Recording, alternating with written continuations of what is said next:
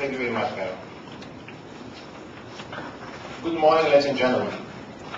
As the director of the Ben Graham Center for Value Investing, I'm delighted to welcome you here today to the first annual conference on intelligent investing that the Center for Value Investing is holding.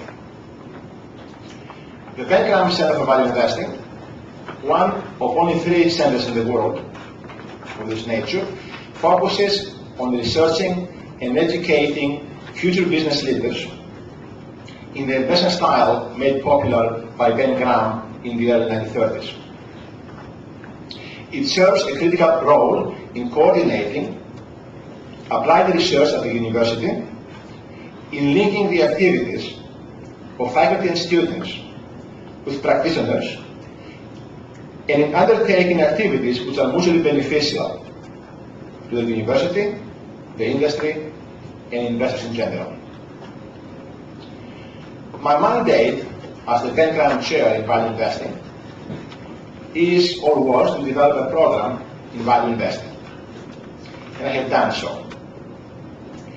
With this program, we're breaking new academic ground at the Richard Ivey School of Business, as we're advancing value investing from a strictly trade profession to an academically rigorous subject. We're also making history, as this is a unique program, not only in Canada, but around the world. We're the first university in Canada to offer such a program, and the second in the world after Columbia, where Ben Graham taught. My vision for the center is threefold. There are 3 pillars to my vision. First is the development of future business leaders. This not only includes offering of elective courses in the regular program like HBA and MBA, but also includes executive development programs and executive education. It also includes cases, books, readings, as well as a library of video and audio of value investor practitioners and visits. Second, the development of intellectual capital. This includes academic and practitioner research publications and papers at the working paper stage, as well as a list of all those carrying research in the field. It will eventually grow to include a PhD program and PhD students. Third, the spreading of the word about value investing to the broader community, which includes practitioners. This includes seminars, competitions, and conferences. When it's completed, the center will also support a value fund run by the students with real money that will be raised eventually through donations. The conference falls within this third mandate of the center, spreading the word. Now, does anybody remember when and by whom the first index fund was created? I know most of you are value investors and try to forget this, but anyway, so Wells Fargo. When Wells Fargo Bank was creating the first S&P 500 index fund back in the 70s, the bank's investment committee reportedly balked at buying 19 out of the 500 stocks because these companies appear to be in serious financial trouble. So the first S&P 500 index fund was actually created with 418 stocks and 81 stocks. And the excluded 19 stocks went on to consistently and decisively outperform the S&P 481. Now, what does this tell you? One can look at this from 2 different points of view. First, It is really difficult to outguess the market, even if you think you could not possibly be wrong. As a result, if you cannot beat the market, join it. Alternatively, if you want to beat the market, you should go against the herd, against conventional wisdom, and against human nature to extrapolate. And this is what makes a conference such as this one interesting and educational.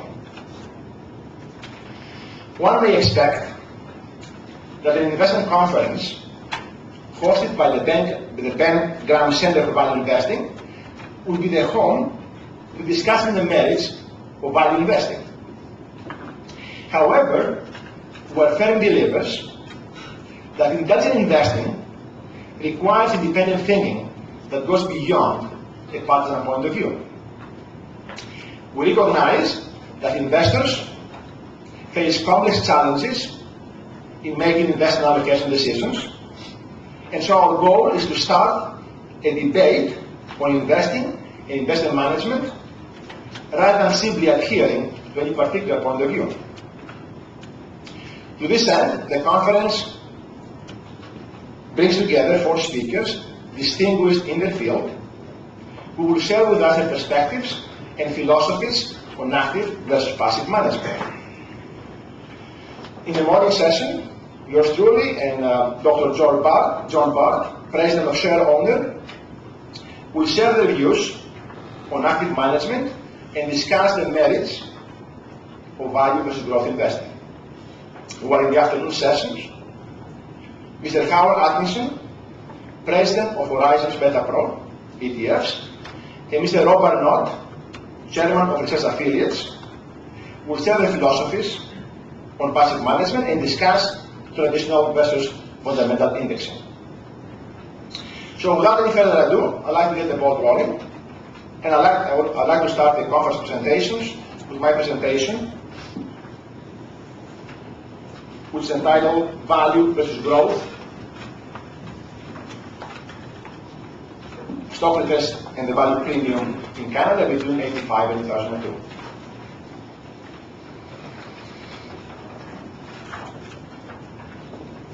Now, what does one need to be a good value investor? Well, one needs 3 things. First, a good search strategy for finding possibly, and I stress possibly, undervalued stocks. Second, a good valuation technology that will help one determine the truly undervalued stocks. And third, good discipline, patience, and mastery of human psychology and human biases. In their search for for undervalued stocks, value investors tend to look for stocks that have low PE, price to earnings ratio, among other things. But of course, this is not the only thing they do. That's the first step in the search for possibly undervalued stocks. Screening for low PE stocks enables the value investors to reduce the universe of all stocks into a smaller group of possibly undervalued stocks. And then the next step is to take this smaller group of possibly undervalued stocks, do an in-depth valuation analysis, and among them choose the ones that trade well below intrinsic value. Now, as academics, we don't know which stocks value investors tend to choose from this group of stocks. So what we do as academics, we take the whole group of possibly undervalued stocks, that's the low PE stocks, and we call them value stocks. After all, we know that it is from this group of stocks that eventually the value investors will choose to invest in the particular stock they choose to invest. So in my study, I refer to the lowest quartile of PE stocks as value stocks into the highest quartile of high PE stocks, I guess, the growth stocks. Low PE stocks are stocks for which there is pessimism about growth, many times over pessimism, overreaction. And high PE stocks are stocks for which the markets are optimistic about growth, and many times over-optimistic. So in my presentation, remember, the lowest quartile are the value stocks, the highest quartile are the growth stocks.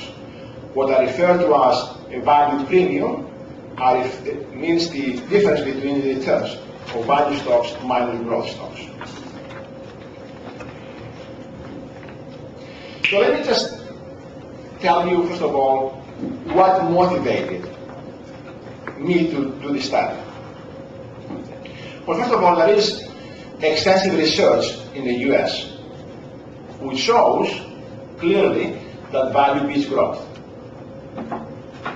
Now, most of the efforts now in the US is about why this happens. And there are two groups of thought. One group says, and these are the market efficiency people, say, well, obviously, value beats growth because value has more risk. Now, the other school of thought says that's not true. Value beats growth and the value premium persists because investors make systematic errors. And I call this the errors and expectations school of thought. And these people are against market efficiency, as we realize. Now, there's no really agreement today, nor has there been a unified theory to explain why value premium persists and what drives it. And especially in Canada, there is no really academic research which shows the behavior of the value premium and its drivers. So what I want to do is I want to try to shed some further light on the behavior of the value premium and its driver by using Canadian data, the Canadian study, by using a search process. Remember, the first step of value investing is a search process that involves not only price to earnings ratio but price to book value. Most of the studies in the US have used price to book value as the ranking, as the sorting mechanism. And also I do some methodological improvements to the research that was carried out in the US. Now, why do we need another study on value versus growth? Well, the question is the value premium specific to the US? And does a value premium exist in a different market? I mean, Canada differs from the US. The Canadian market is less diversified and more exposed to the business cycle, more commodity-based. And in commodities, if you stay invest for the long run and you don't try to time the market, your average return will be probably close to zero. Also, there is evidence that active managers beat the index more frequently in Canada than in the US. And finally, the Canadian markets, the Canadian stocks are less liquid and smaller stocks. So there's difference between Canada and the US, and it's interesting to see, does a value premium exist in Canada? And whether it's smaller, bigger, or the same as in the US. Now, to give you, I guess, a preview of my findings, what I find is that there is a consistent value premium between 1985 and 2002. Value beats growth consistently. And it's not just in bull markets, in bear markets, in the recessions, in recoveries. Irrespective of the state of the world, value beats growth. A search process that involves price to earnings ratio seems to do a better job in identifying undervalued stocks than the price to book value search process. Some may say, well, maybe the value premium is driven by 2 or 3 big outliers, and this is what drives the value premium. Not true. Most of the stocks in the value portfolio have positive returns.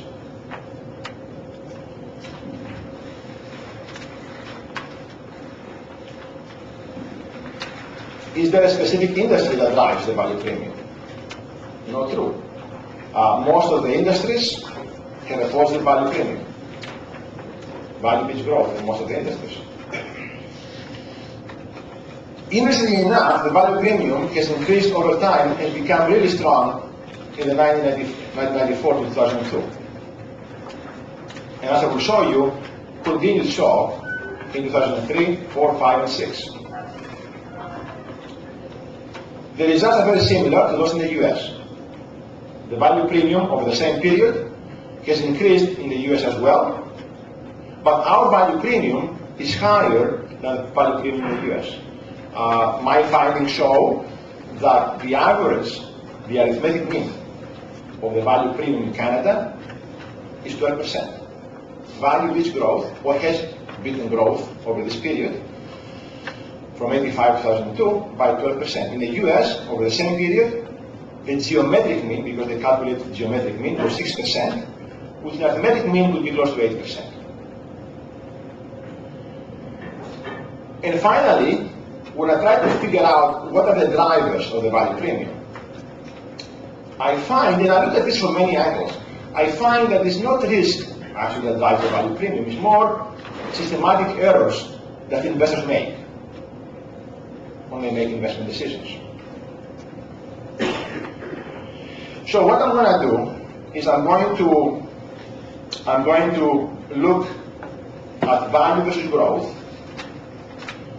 over time, over some periods, over bull and bear markets, and then I'm going to try to determine what drives this value premium, if indeed one exists. And I'm going to look at the risk explanation, and I'm going to look at the systematic errors explanation. As far as the risk is concerned, I'm going to use, as a proxy for risk, I'm using the beta coefficient. The beta, as you probably know, plays a very important role in market efficiency and a very important role in the capital asset pricing model. So, if indeed value bears more risk than growth, then I should expect a positive relationship between the value premium and beta. The higher the beta, the higher the value premium. Also, if value has more growth, if the value stocks have more risk than the growth stocks, then this risk should be primarily manifested during bad states of the world. That is, if value has more risk, then it should be going down faster in recessions and faster in bear markets. And as a result, the value premium should be negative during recessions and during bear markets. As far as errors made by investors, the proxy I use is firm size.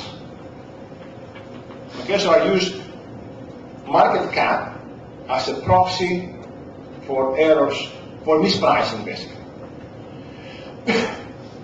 Now, smaller stocks are owned by fewer institutional investors.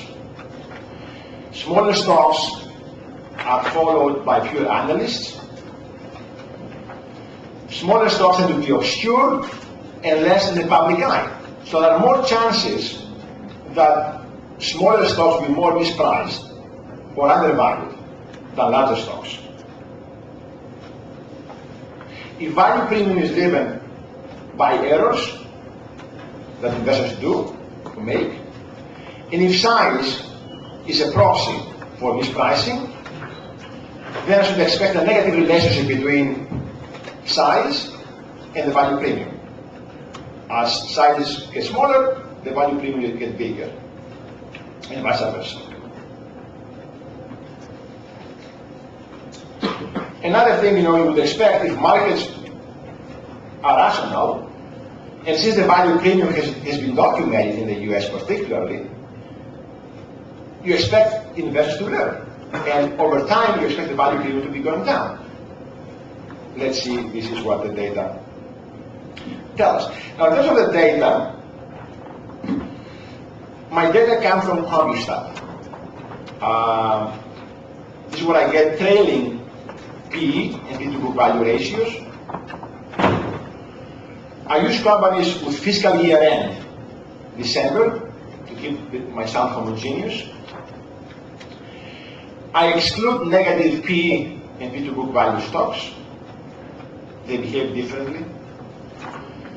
And also to prevent errors that exist in databases, I exclude PE over 200 and P to book value over 20.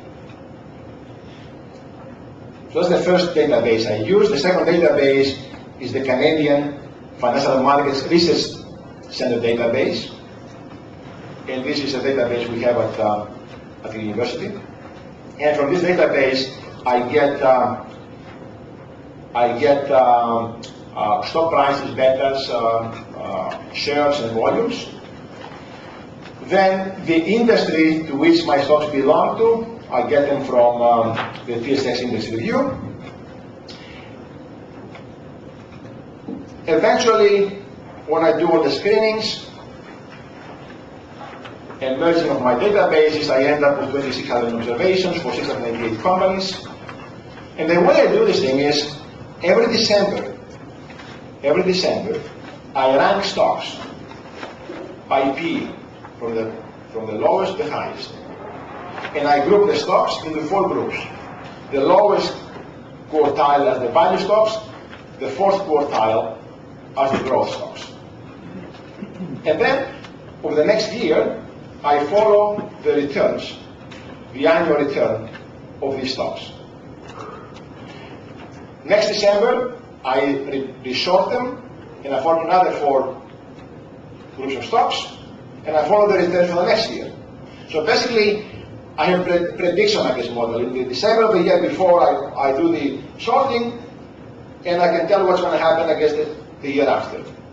So by doing this, I end up with a series of annual data from 85 to 2002. Recession recoveries and bear and bull markets, I guess, from this database. And I do univariate, bivariate analysis, and eventually I more formally do regression analysis where I link the returns of the value and growth stocks to my proxies for bet for risk and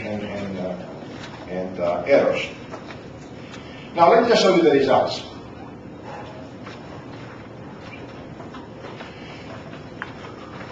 Now I know from the view back there this may be difficult to see, even though it is in your package, but it probably is small too. What this table shows you is every year value returns, growth returns, the value premium. It shows you by sub-period down here, by bear and bull market and recession recoveries, by beta, by size, and by liquidity, volume to shares.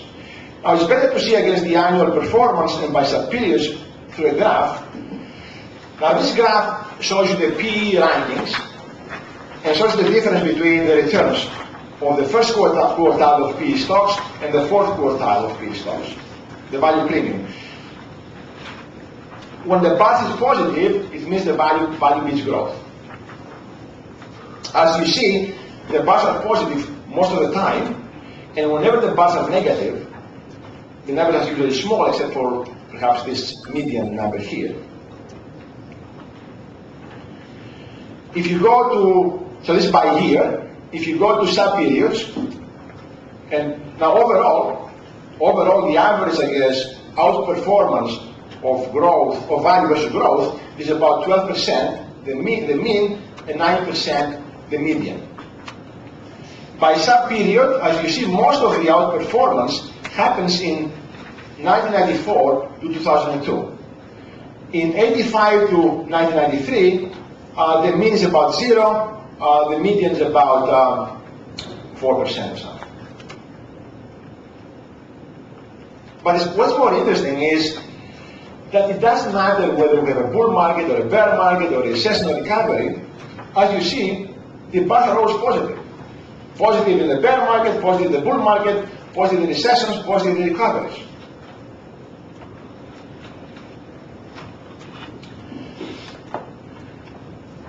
Well, then, I guess our first hypothesis, one of the hypotheses was that, if it is risk that drives the value premium, this should be negative, but it's not negative, it's positive, so it may not be risk that is driving this thing. Well, how about the beta? If you look at the beta down here, the beta of the value stocks is 89.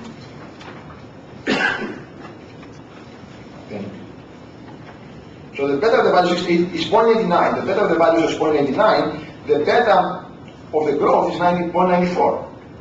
So not only do you get, not only value beats growth, but it's lower beta. Value is lower beta. Size, yes, value stocks are smaller than growth stocks.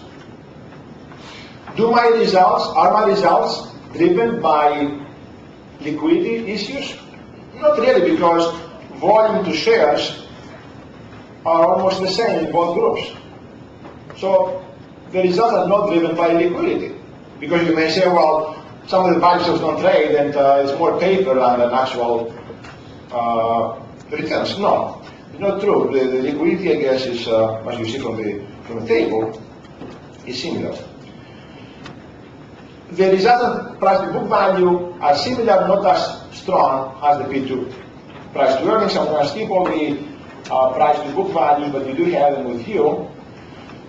Are there some outliers that bias my results? Again, not true, because the value, in the value portfolio, 66% of the stocks have positive returns and 34 negative, whereas in the growth portfolio, 49 have positive and 51 have negative. So again, it's not that a few stocks are driving the performance of the value stocks. How about industries? Could it be that just one industry is driving these results? Now here I look at 15 industries. 15 industries. And I look at value versus growth for these 15 industries. If you notice, the value premium is very positive. It is negative in a couple of cases, but if you notice, when it's negative, there are only a few observations, and the results are not significant statistically. Now, because my sample was not really that great, many of these results, again, because I have divided them into 15 groups, are not always significant. But when they're significant, the value premium is positive. Like here, significant and positive, here, significant and positive, here, significant and positive, here, significant and positive. So again, it's not one industry that's driving these results. It's pervasive across industries. The next thing I did, so this as far as univariate analysis, the next thing I did was I took my value and growth stocks, and each one of these groups, I subdivide them into 4 subgroups based on beta. So now I've got value, low and high beta, and I've got growth, low and high beta. And I have a table here which shows you low beta value and growth, high beta value and growth. Now what do you see? You see that irrespective of the beta value, so these are the return on the value with low beta. So value with low beta beats, handily, beats low beta growth. High beta value beats high beta growth, not very much, not significant the difference, but this is significant, the difference. Okay, so So it doesn't matter value or growth, or high beta or low beta, value beats growth. And as you see also, as you go from low beta to high beta, it doesn't go down, it does not go up. Okay, so the value premium actually is going down as you go to higher beta, it's not going up. Which negates, I guess, the expectation if you believe that risk drives the high value premium. Okay, so the value premium is not related to risk as proxied by beta. Moves the other way. Then I took my value and growth, and now I subdivide them by size. And here I look at the smallest size and the highest size stocks. The smallest quartile within value growth and the highest quartile, size quartile, value growth.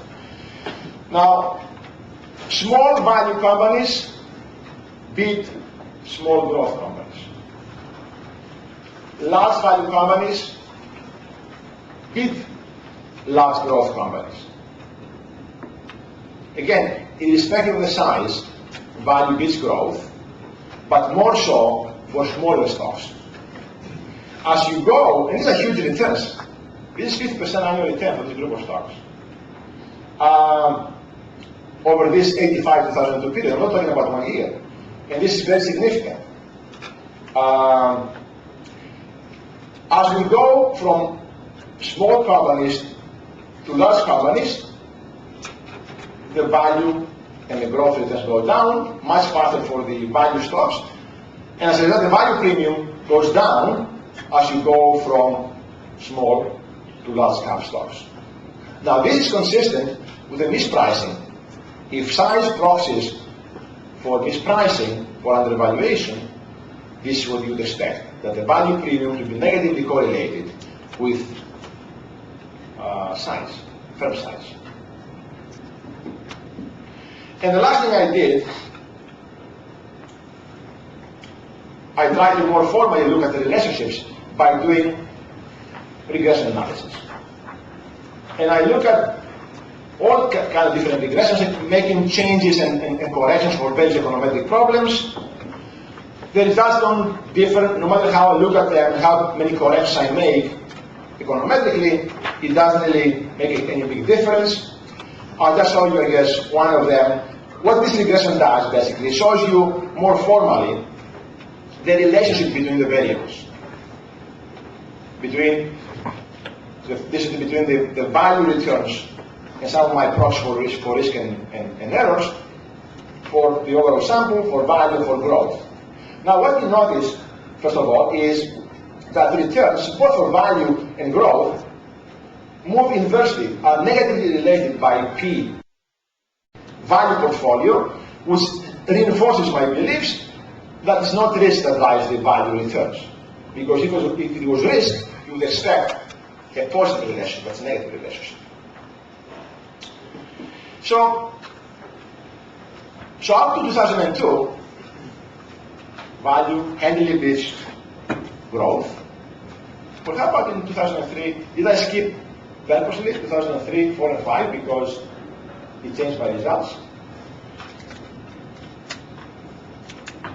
2003, 2004, 2005. Value beats growth, and the average is about 12%, as much as it was like from 85, 2002. How about in 2006? Well, in 2006, actually, I show you which stocks were in the low quartile. I don't think you have this, okay? So there are 48 stocks. 48 stocks were in the lowest quartile of P. So 16 here, 16 there, and 16 there. 48 stocks. That was the lowest quartile of stocks. Now, does anybody remember what the TSX did in 2006? 17%? 17.2? Can anybody guess how much this group of stocks did in 2006? 36%. And I'm not talking about rocket science here, okay? You get your grandmother to go and rank stocks by P and choose the lowest P. Then I did an experiment with my students. I said, okay, I broke this into 3 subgroups, 16, 16, and 16. And I said, okay, let me assign you, because what I did here was the first step that value investors do, which is basically search for possibly, so these 48 stocks were possibly undervalued. So I said to my students, okay, let me assign you companies, and I want to go and do the second step, which is go and truly value some of these stocks. Now, I did not have too many groups because I gave this per group. So I did not give them all of them. So I randomly chose 7 stocks from the first group, 9 from the second, and 6 from the third subgroup. So there was like, within the lowest quartile, I have the lowest lowest, the lowest medium, and the lowest high. So my expectation would be that there will be more truly undervalued stocks in the first group, which was the lowest of the lowest, than the second group, than the fourth group, in the third group.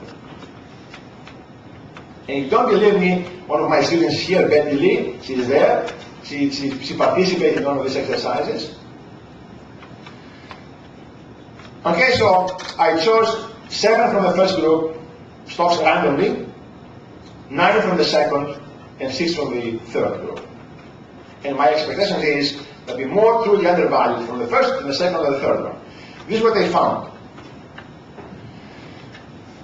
In the lowest, they found these 4 stocks were the most undervalued.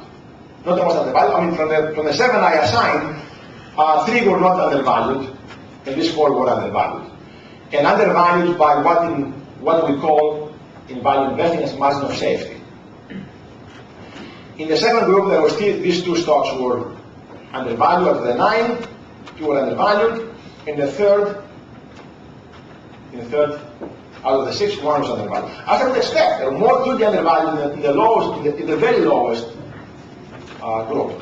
Roughly, I guess the first group annual return was about 100%, 100% in 2006. The second was about 50%, and the third was about 20%. Okay, so just to conclude, there is a strong value premium in Canada. P is better than P to book value. It's not driven by any particular outlier, by any particular industry, and the evidence shows that it is not risk. It's systematic errors. If the things that value investors talked about over the years is systematic errors that investors make in valuing stocks. Thank you very much.